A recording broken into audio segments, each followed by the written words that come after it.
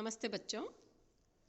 इस वीडियो में हम स्वप्न वासव दत्तम के षष्ठम अंक के जो महत्वपूर्ण श्लोक बच गए हैं उनकी व्याख्या करेंगे। सर्वप्रथम हम 8वें श्लोक की व्याख्या करते हैं। 8वां श्लोक इस प्रकार है। अहम अवजितः पूर्वं तावत् सुतैः सह लालितो दृढ़म् अपृता कन्या भूयः मया न च रक्षिता निधनम् अपि च श्रुत्वा तस्या तथैव मयि स्वता ननु यद उचितान् वत्सान् प्राप्तुं नृपः अत्र हि कारणम्। राजा मन में सोचने लगता है कि जो ये कांचुकी और आए हैं उनके सामने मैं ये बात करता हूँ तो याद करता हूँ। कांचुकी उसको कहता है कि ये तो भाग्य की प्रबलता है, लेकिन फिर भी राजा सोचते रहते हैं कि नहीं, मेरे द्वारा ये बहुत बड़ी गलती हुई है कि मैं राजा वासव दत्ता की रक्षा नहीं कर सका।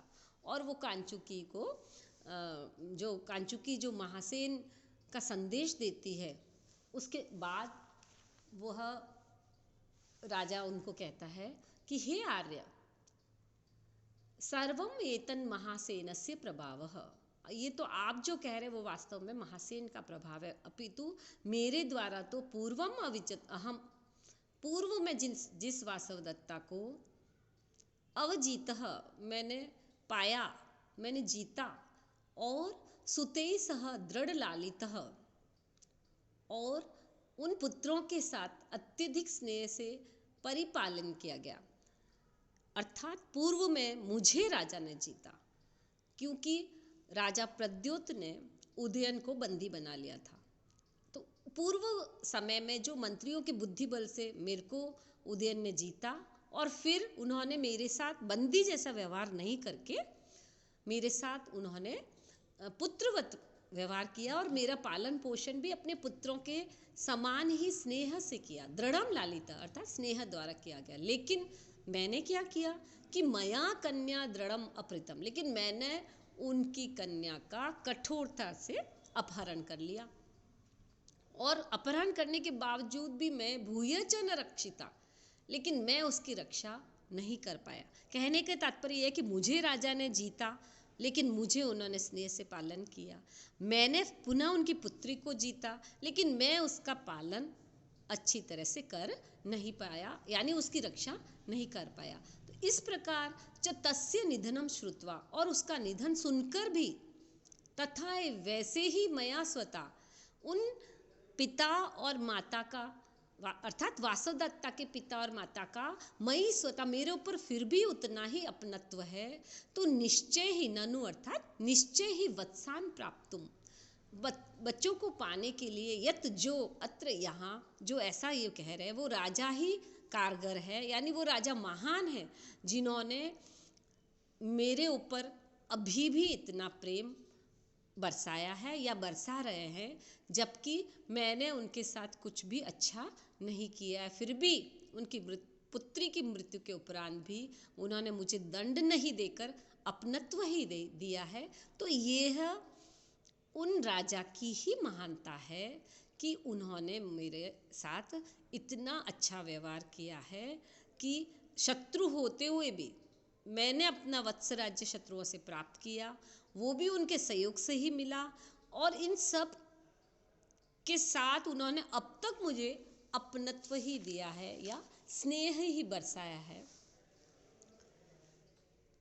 इस अवतरण में हरिणी छंद है जो 17 वर्ण का है, और वर्ण साम्य होने से अनुप्रास अलंकार है, शांत रस है, प्रसाद गुण है, वैदर्भी रीति है, और सात्वती वृत्ति है। और इस श्लोक में महाराज उदयन की भी उदारता प्रकट होती है, और महासेन की भी। व्याकरण में आप स्वता शब्द लिख सकते हो। स्वस्य भावः, स्व प्लस तल प्लस टाप, दृढ़ में दृढ़ प्लस त प्रत्यय है, और दृढ़ शब्द बनता है। दूसरा महत्वपूर्ण श्लोक है स्वप्न वासव दत्त का 10वां श्लोक, जिसमें कांचुकी राजा से कहता है कि महाराज आप धैर्य धारण करें। उनको महाराज को वो आश्वस्त करता है, जो महासेन के द्वारा भेजा गया है। कांचुकी कहता है, कह कम शक्तः रक्षितु मृत्यु काले रज्जु छेदे के घटम धारयन्ति एवं लोकतुल्य धर्मः बनानाम काले काले छिद्यते रुयते च। अन्वय अगर हम करें तो है, कह कम शक्तः रक्षितुम मृत्यु काले रज्जु छेदे के घटम धारयन्ति एवं लोकः तुल्य धर्मः बनानाम काले काले छिद्यते रुयते च।